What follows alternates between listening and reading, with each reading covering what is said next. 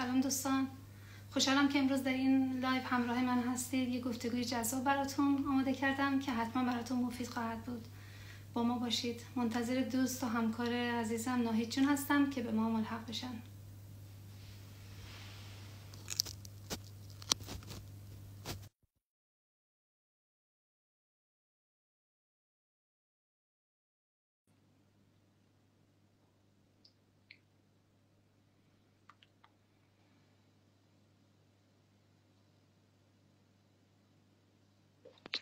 سلام. سلام شما عزیزم. حال شما خوبی؟ قربونت. مرسی.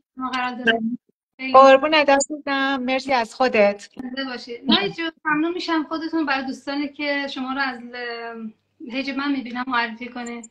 خواهش میکنم. من ناهید هستم، سوئد زندگی میکنم. خیلی ساله که تو زمینه بیوتی فعالیت میکنم و 2 سال و نیم هم هستش که این بیزینس آنلاین رو دارم در کنار دوستای خوبی مثل شما انجام میدم. سکینه جان، شما خودتو معرفی میکنی برای دوستای پیج من؟ منم سکینه هستم، سوئد زندگی میکنم و در کنار کار اصلی مدتی که به عنوان منتور در سوشیال مدیا مارکتینگ فعالیت میکنم. خیلی هم عالی.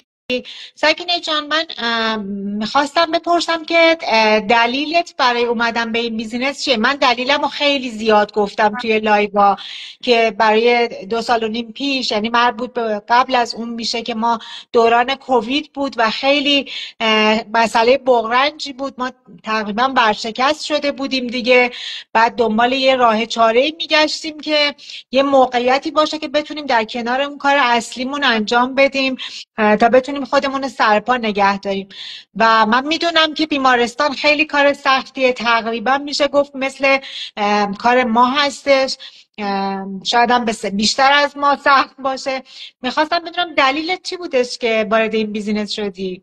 ولی ناهید جان، همونطور خودتون میدونین کار بیمارستان واقعا کار راحتی نیستش، مخصوصا که وقتی بچه داشته باشی و بخوای شیفت کار کنی و روزهای تعطیل هم شبکاری داره. شبکاری داره و از طرف دیگه هزینه‌های زیاد زندگی بودش که من همیشه به فکر یک پلن دوم بودم. آره واقعا تورم برای همه هستش، فرقی نمیکنه، چه مایی که بیزینس خودمونو داریم چه کسایی که کارمند هستن. به هر حال همه که خوبه که یه پلن دومی داشته باشن. به خاطر همین بود که خیلی خوشحال شدم که با این بیزنس آشنا شدم و دوستای شما خوبی مثل شما پیدا کردم. قربونت، خیلی هم عالی. ناهید جون، خیلی از دوستان سوال میکنن که این بیزنس قانونی هست یا نه. ممنون میشم توضیح بدین در این مورد. خواهش میکنم. سکینه جان، آره این بیزینس قانونی هستش، به خاطر اینکه ماهایی که تو کشورهای اروپایی و کانادا و آمریکا زندگی میکنیم، خب مثل بیزینس اول خودمون که ما داریم انجام میدیم بابتش مالیات پرداخت میکنیم. و توی این بیزینسی هم که ما انجام میدیم، من مخصوصا توی ادام گفتم که ما بابت کاری که انجام میدیم مالیات پرداخت میشه. من توی ادامم همیشه میگم این بیزینس قانونی هستش، دلیلش هم این هستش که ما مالیات پرداخت میکنیم بابت این بیزینس. پس بیزینسی که غیر قانونی باشه بابتش مالیات پرداخت نمیشه، بیزینسی قانونی هستش که مالیات بابتش پرداخت میشه، پس نمیتونه غیر قانونی باشه. زندگی میکنیم جان؟ مثلا کشوری که ما زندگی میکنیم همینطور، مخصوصا که سوئد که بالاترین رقم چیزو داره برای مالیات دادن رو داره، ما نمیتونیم از چیزی در بریم اصلا. بله. سوال دومم این بودش که ما تو این کار بیزنس چه کاری انجام میدیم؟ ممنون. سکینه جان، ما اگر بخوایم به عنوان این بیزینس رو به عنوان یه آموزشگاه در نظر بگیریم، ما کار سوشیال مدیا مارکتینگ انجام میدیم. یعنی توی این بیزینس ما یاد میگیریم که چجوری کمپین ران کنیم، چجوری افراد رو تارگت کنیم و چجوری برند سازی کنیم.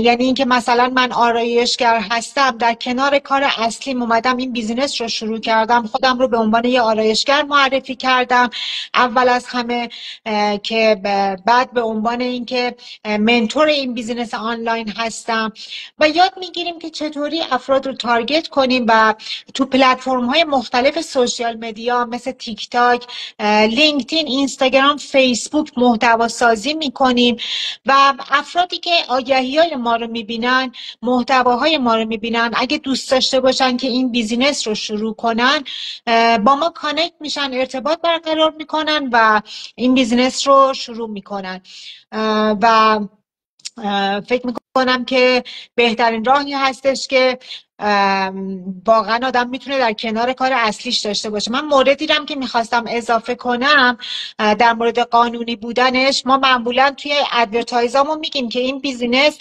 توی ایران و افغانستان متاسفانه قابل انجام نیستش، به دلیل همین تحریم ها هستش که بانک های ایران و افغانستان تحریم هستن و نمیتونن تبادلات داشته باشن با بانک های دیگه و به همین دلیلش هستش که این بیزینس قانونیه، به خاطر همین نمیشه از اونجا انجام داد، چون نمیشه مالیات بابتش اصلا پرداخت کردش. این هم دوباره یه دلیل دیگه هستش. خیلی عالی، خیلی ممنون از توضیحات کاملتون.